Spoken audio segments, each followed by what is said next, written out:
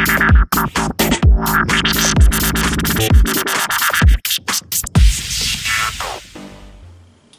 guys, today we're going to be doing a review of the Cold Steel Recon 1.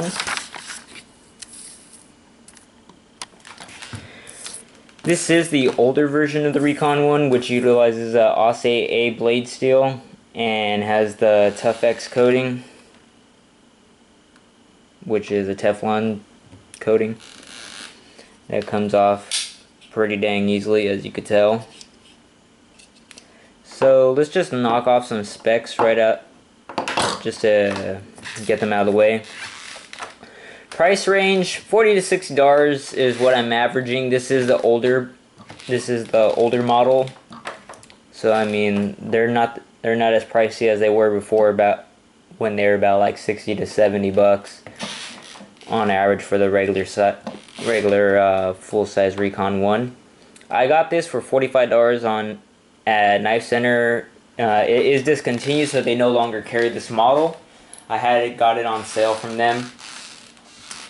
The model number is 27TLC. It's a folding knife, and this knife is made in Taiwan, and it also states that on the blade. It says Taiwan, as you guys can see there. Blade specs: overall length 9.375 inches or 9 3/8 of an inch. Blade length 4 inch for the Recon 1. Handle length is 5.375 inches or 5 3/8 of an inch. Blade thickness is 0.14 of an inch. Handle thickness, totally forgot to write that down, but I'm gonna guess about 0.4, close to half an inch probably.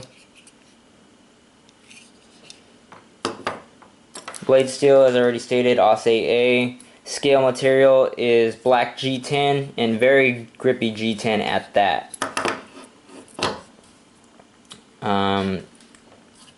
This particular model that I have right here is the clip point style, and as I already stated, it's the coating on here is TUFF-EX. That's what Cold Steel calls it. It's essentially a Teflon coating.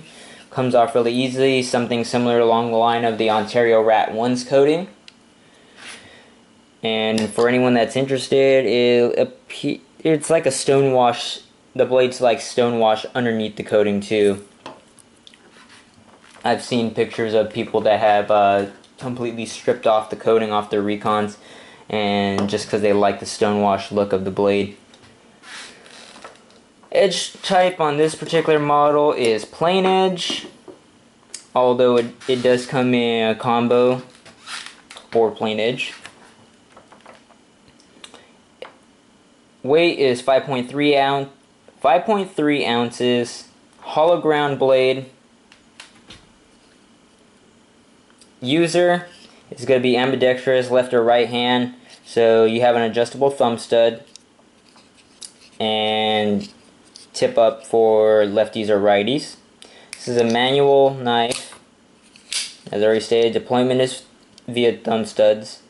The lock is Cold Steel's triad lock, which if you want to go basic and simple, you could just narrow down to calling it a lock back. There is a lanyard hole on here if you so choose to put one on there, and there is in the box coming from the factory, there is a second pocket clip for lefties. It comes with the righty pocket clip already attached, so if you're a lefty, you'll just take that off and then just throw the one that comes in the box, not on the knife, on there to suit your needs. What's nice about the Recon 1 and the Recon series in general is that you have a lot of choices. So you have different edge types, so you could get plain or you could get combo edge. You can get sizes, and you have 4 different sizes. Now, you have the Recon 1, which is just your regular. It's going to be a 4-inch blade. And you have your large, which is going to be a 5.5-inch blade. Then you also have your mini, which is going to have a 3-inch blade, scaled down model. And then you have your micro, which is going to have a 2-inch blade. However, that one does not have G10. That's going to be a glass reinforced nylon handle scales that are made to look like the G10. I've handled the micro, and the micro still feels very nice in the hand. You get different scale colors. As far as the regular Recon 1 right now, I've seen on Knife Center and Blade HQ, they have the OD green G10. So that's nice to see, and it's going to come in the Carpenter CTS XHP steel with the DLC coating. However, if you choose the micro Recon, the keychain size knife, sorry, I can't even talk.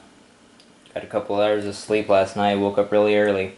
If you choose the micro Recon one, then you have different, like a pink, a zombie green, a orange, and then you still got your black. Blade style, you got your tanto, your clip point, and your spear points. Now, this model is discontinued. The current Recon is pretty much identical, except for there's going to be upgraded steel, as I stated.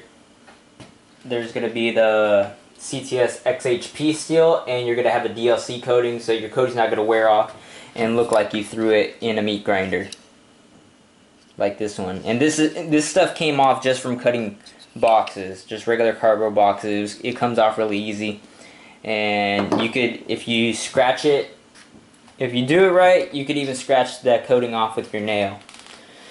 So I like this knife, I really do. It fits really, really nice in the hand, just locks right in there. Those double finger trolls give you a nice secure grip. In my hands, I have small size hands. I don't have any hot spots.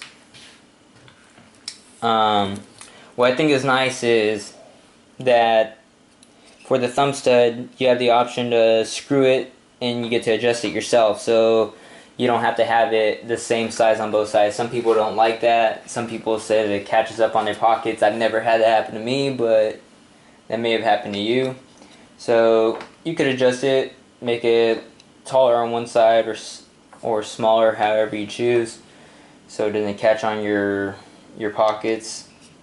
And that's what makes the deployment of this knife ambidextrous, because you could adjust it yourself.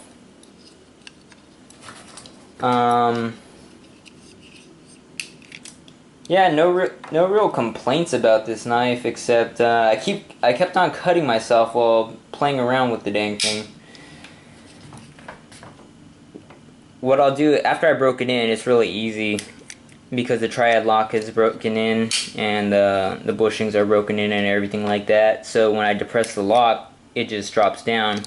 However, I like to do this. When I press down the lock, I like to flick my wrist like that to close it, just to screw around like that and close it. Now, I'm perfectly safe, and you're perfectly safe to close this one-handed too, as opposed to like a traditional two-hand opening knife where you would have to go like that and use both hands. You can do a one-hand close such as that, or something like that, and then close it on your hand or your leg. However, be careful, because when I would play around, if you hold it on this second finger choil, this ricasso is not gonna save you. You're screwed. You're gonna get cut. So even though I've been cut by this thing many times doing that, I still continue to do that while watching TV. I'm flipping it, playing around with it, grabbing it, just messing around with it, passing time, just trying to break in the pivot so it could be more smoother, and then I go and get cut. Then I gotta go get a band-aid, because I don't want to bleed all over the knife or whatever else I'm doing. As I already stated, the coating came off really easily with just cutting plain old cardboard. One thing to note, this your cutting edge is 3.5 inches, so it doesn't, the edge doesn't come all the way to the sharpening choil right here. I don't know if you can see right at the edge of that where it looks white, right at the tip of my fingernail. That's where your edge starts. So this little portion right here is thick, as you can see, and it's not sharpened at all. So you got a 3.5 inch actual cutting edge, but the blade overall is 4 inches, just to throw that out there. I've used this on many different materials, and I didn't really have any problems or hang-ups on it. I've used it on reinforced garden hoses. I've used it on that double-walled construction industrial cardboard, and then I even double folded that, so essentially like 4 thick layers of cardboard, and it also had some cement on it, so that aided to scratching up the coating on the blade. But needless to say, it worked right through it, and I didn't get any real edge damage from it. I think I may have got a nick from hitting a big old clump of cement that was on the cardboard, but other than that, nothing really bad. Powered right through it, very ergonomic, no real complaints from me about this knife.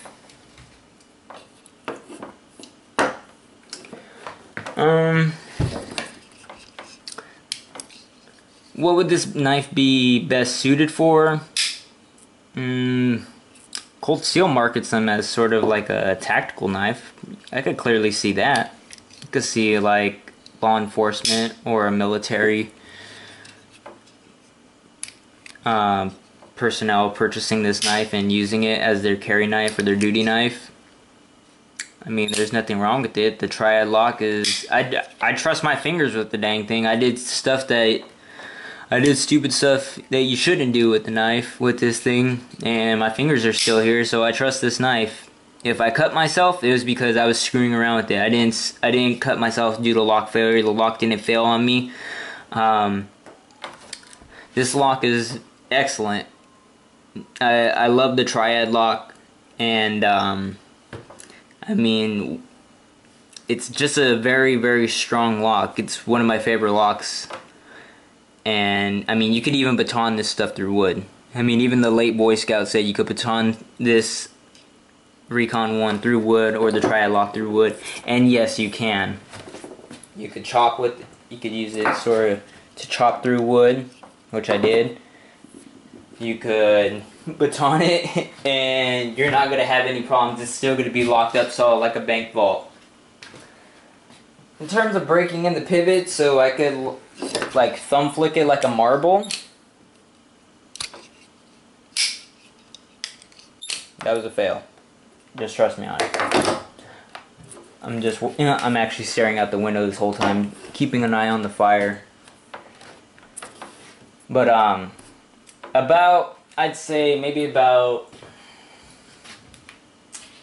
I don't know, 2-3 days just screwing around in front of the TV, opening and closing it a few hundred times. You could probably even do less. I mean, I was just opening and closing it with 2 hands, 1 hand, just shutting it. I would do it until my thumb was actually getting sore and like getting a blister on it from depressing the triad lock so much.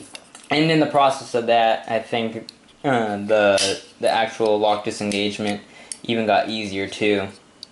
It's still hard to some people. When I show this knife to some people, it's still hard for them to close this knife. But I mean, for me, because I got used to it, I don't know if I'm just used to it or it actually got easier. But I remember when I first got this knife, I heard someone on YouTube say that the triad lock was hard to disengage. And I tried this out. It wasn't that hard for me. I've also heard someone say something about Recon 1 G10. Now, I didn't know what this meant, but if you get a Recon 1, you will know what Recon 1 G10 means in terms of texture and grip. I kid you not, this thing feels like sandpaper. It feels like sandpaper. I mean, Kershaw Skyline G10 is, to me, it's way less abrasive and grippy than this. Although it's still very nice and feels good in the hand, it's still grippy. I kid you not, this is like as if you're like holding some high grit sandpaper. I mean, you got a lot of grip and traction when holding this knife. There's no chance of losing it because it's locked in ergonomically in your hand. And the grip on it is just outstanding. Although, be fair warned, it will eat up your... If you're someone that's worried about it eating up your jean pockets, I could see this happening to it. There's some remedies you could do to it. You can... Some people go to the extreme of sanding down the whole back scale. I personally think that's a little bit too much. Some people would also take sandpaper to the portion right underneath the pocket clip. I could see that, as that's not that bad because you're not going to lose any grip and it's right there. It's going to make it easier for you to slide onto your pocket and to pull it out. So I mean, there's nothing really wrong with that. It's just going to be aesthetically. If you take it off, you're going to notice it and it just might bother you. Or if you try to sell it, someone might not like that. However, you can also very carefully pull back the pocket clip a little bit, not a lot, because in here there is no liners, so the pocket clip isn't anchored into anything. It's just in G10. This is a linerless, strong, awesome knife. It's thick G10. I mean, if you think that you need liners, go look at the Cutlery Lovers video, I Broke a Cold Steel. The blade snapped off, and nothing was wrong with the lock or the scales. So, again, you're getting a very nice, high-quality knife.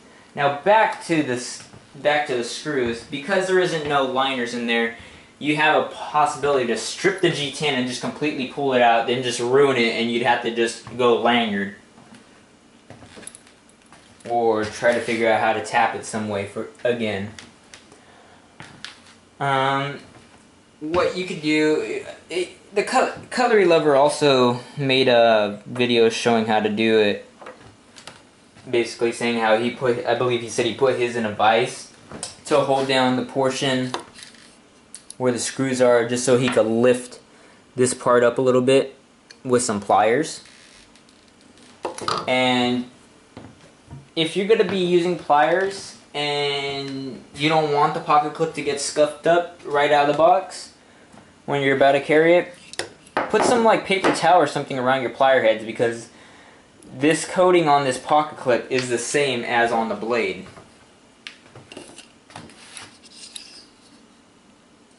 These little dots right here are from when I was using my pliers. And over here.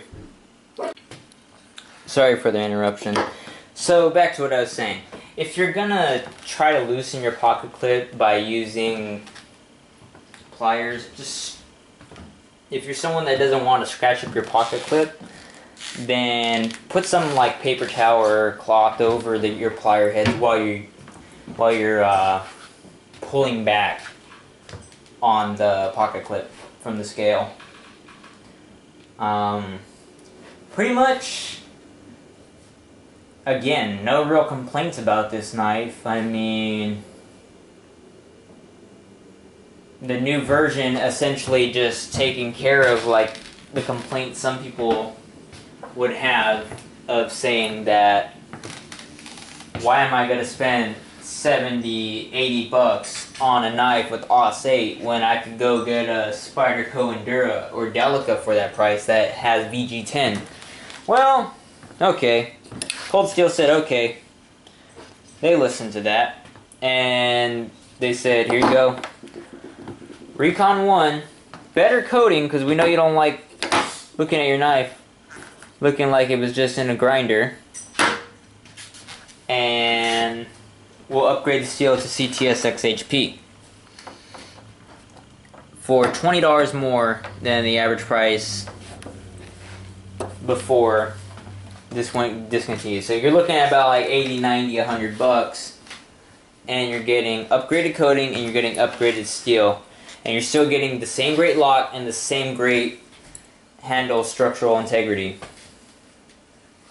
If you want to know what the internal components look like, you could look at my video where I strip down this Recon one and I clean it just to show as a how-to.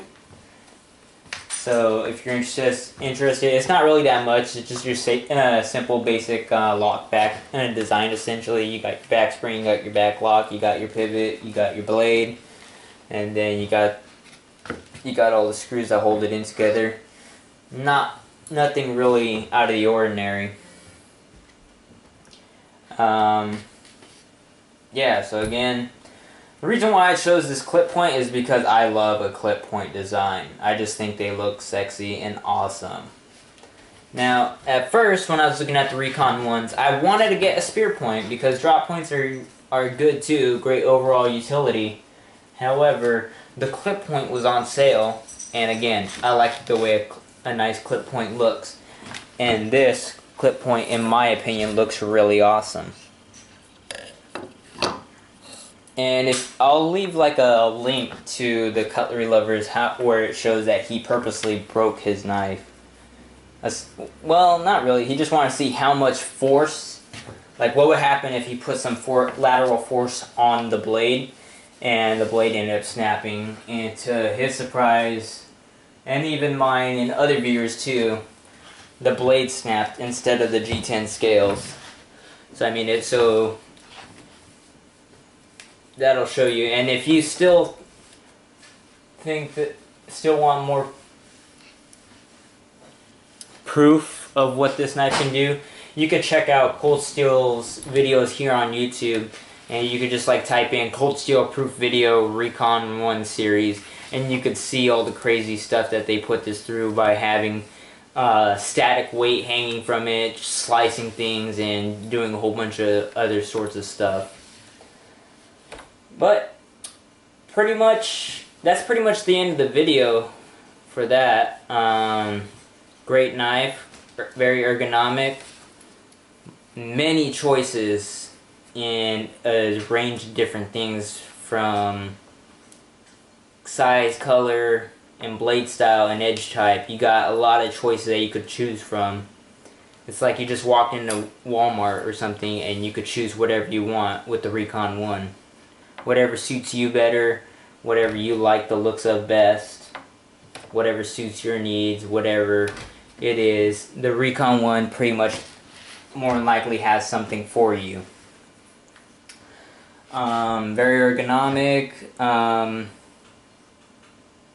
4-inch blade, so if you have some restrictions, you might not want to get this full-size Recon 1. You might want to, if you live in a city or county that restricts blade length, you might want to get the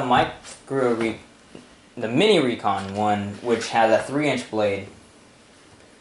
So, yep, pretty much, yep, I love the knife. It's really nice in the hand, and I can't argue with it. And this is going to stay in my collection, and I'm even looking forward to getting the CTSX HP upgrades. Alright guys, thanks for stopping in. Have a good night.